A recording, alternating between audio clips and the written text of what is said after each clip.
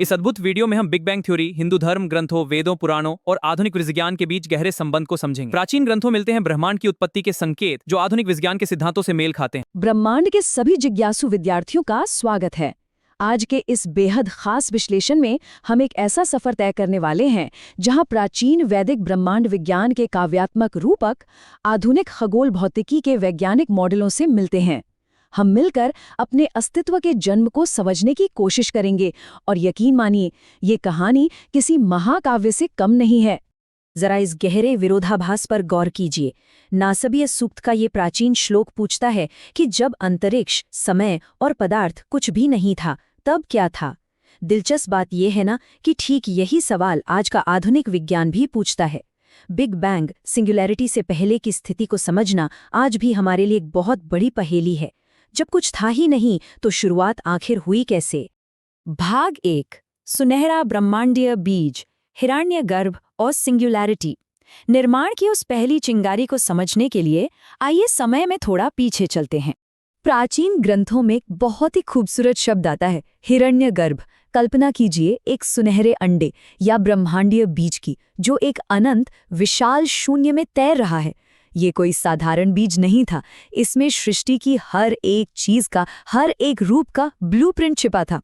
और फिर तपस, यानी एक प्रचंड रचनात्मक गर्मी या ऊर्जा के कारण ये बीज प्रज्वलित हुआ और सब कुछ प्रकट होना शुरू हो गया। अब चौंकाने वाली बात यह है कि प्राचीन ऋषियों का ये सुनहरा बीज वैचारिक रूप से वैज्ञानिक बिग बैंग थ्योरी से हूबहू मेल खाता है।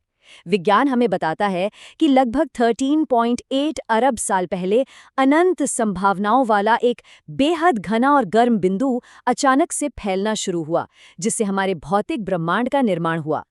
प्राचीन तपस और बिग बैंग की उस शुरुआती गर्मी के बीच की समानता सच में हैरान कर देने वाली है। भाग 2, ब्रह्मांड का विस्तार, पुरुष सूक्त और रेड शिफ्ट।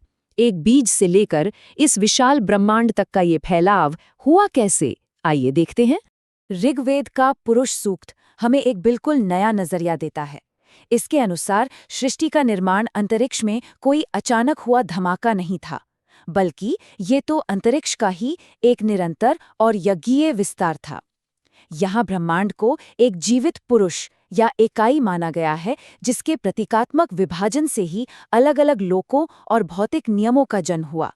यानी ब्रह्मांड सिर्फ एक मशीन नहीं, बल्कि खुद में एक विस्तार लेती हुई संरचना है। और जानते हैं, आधुनिक विज्ञान भी इस फैलाव की पूरी तरह से पुष्टि करता है। इसके 3 बहुत ही ठोस वैज्ञानिक प्रमाण हैं। पहला, आकाशगंगाओं का हबल रेडशिफ्ट, जो ये साबित करता है कि अंतरिक्ष आज भी लगातार फैल रहा है। दूसरा, शुरुआती ब्रह्मांड में बने हाइड्रोजन और हीलियम जैसे हल्के तत्वों का एक विशेष अनुपात में मौजूद होना। और तीसरा, निर्माण के उस शुरुआती समय की एक हल्की सी चमक, जिसे हम कॉस्मिक माइक्रोवेव बैकग्राउंड या CMB कहते हैं। और ये 2.7 का अंक, ये कोई मामूली नंबर नहीं है। ये केल्विन में उसी कॉस्मिक माइक्रोवेव बैकग्राउंड का आज का तापमान है। जरा सोचिए, जो विकिरण शुरुआत में 4000 केल्विन जितना गर्म था, वो ब्रह्मांड के फैलाव के साथ ठंडा होकर आज सिर्फ 2.7 केल्विन रह गया है। ये प्रारंभिक विस्तार के ठीक 380,000 साल बाद की ब्रह्मांडीय गर्मी की एक जम चुकी तस्वीर की तरह है, जिसे हमारे वैज्ञानिक उपकरण आज भी अंतरिक्ष में देख सकते हैं। भाग 3, पदार्थ और मन का विकास, संघनन और चेतना। तो ये गर्मी और ऊर्जा तारों और ग्रहों में कैसे बदल गई? खैर, अगर हम ब्रह्म के विकास के इन 4 वैदिक चरणों को देखें, तो इन्हें सीधे तौर पर सोलर नेब्यूलर मॉडल से जोड़ा जा सकता है। विज्ञान भी ठीक यही बताता है कि शुरुआत में हमारा ब्रह्मांड एक अस्त-व्यस्त प्लाज्मा था। फिर जैसे जैसे ये ठंडा हुआ, गैस और धूल आपस में मिलकर आणविक बादलों में बदलने लगे। और फिर गुरुत्वाकर्षण ने अपना जादू दिखाया, जिससे ये बादल सिकुड़ने लगे और अंततः चमकदार तारों और व्यवस्थित ग्रहों का जन्म हुआ। तो इस तरह प्राचीन सुनहरा बीज या हिरण्यगर्भ आधुनिक तारों के निर्माण के लिए एक बहुत ही सटीक और गहरा रूपक बन जाता है। ठीक वैसे ही जैसे अंतरिक्ष में कच्चा आकारहीन गैस का बादल गुरुत्वाकर्षण के खिंचाव से एक व्यवस्थित और गतिशील सौरमंडल में बदल जाता है, प्राचीन दर्शन भी उसी रूपहीन ऊर्जा से भौतिक वास्तविकता के जन्म की बात करता है। बिल्कुल एक जैसी कहानी, बस कहने का तरीका अलग। लेकिन ये कहानी सिर्फ तारों की नहीं है। अगर हम इस ब्रह्मांडीय घटना को अपने जीवन से जोड़ें तो कच्चे धातु से शुद्ध सोने में बदलने का ये रूपक हमें एक बहुत बड़ी सीख देता है। ये हमें बताता है कि कैसे हमें अपनी नकारात्मकता को छोड़कर आध्यात्मिक रूप से विकसित होना चाहिए। हमारी आंतरिक चेतना का ये विकास बिल्कुल ब्रह्मांड के उस विकास की तरह ही तो है, जहां अस्त-व्यस्त धूल से शानदार और व्यवस्थित आकाशगंगाएं आकार लेती हैं। भाग 4, अंतिम ब्रह्मांडीय नियति, ब्रह्मांड का अंत। अब जब हमने जन्म और विकास को समझ लिया है, तो हमें इस बारे में भी सोचना चाहिए कि ये सब खत्म कैसे होगा। अगर हम समय के इस विशाल पैमाने पर नजर डालें तो चीजें और भी स्पष्ट हो जाती हैं।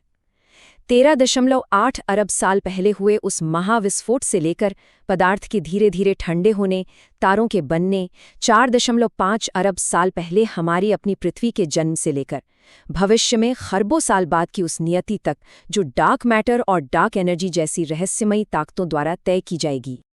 और यहीं आकर दो बहुत ही अलग अलग संभावनाएं हमारे सामने आती हैं।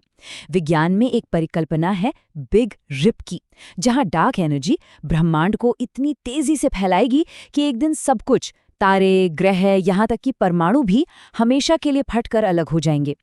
लेकिन इसके बिल्कुल विपरीत है प्रलय, या जिसे विज्ञान बिग क्रंच कहता है। इसके अनुसार गुरुत्वाकर्षण के कारण ये फैलाव रुकेगा और पूरी सृष्टि समय के एक अनंत चक्र में वापस उसी एक मूल बिंदु में सिकुड़ जाएगी, जहां से फिर एक नया जन्म होगा। इस पूरे सफर के बाद हमारे सामने विचार करने के लिए एक अंतिम और बहुत ही गहरा सवाल रह जाता है। क्या हम केवल ठंडे गणितीय समीकरणों द्वारा नियंत्रित भौतिक धूल हैं जो अंधेरे में बस अंधी होकर फैल रही है, या फिर क्या हम एक ऐसे ब्रह्मांड की सक्रिय विकसित होती चेतना है जो खुद अपनी ही उत्पत्ति को समझने की कोशिश कर रही है? यह एक ऐसी ब्रह्मांडीय पहेली है जो आपसे निरंतर चिंतन की मांग करती है। इसके बारे में जरूर सोचिएगा।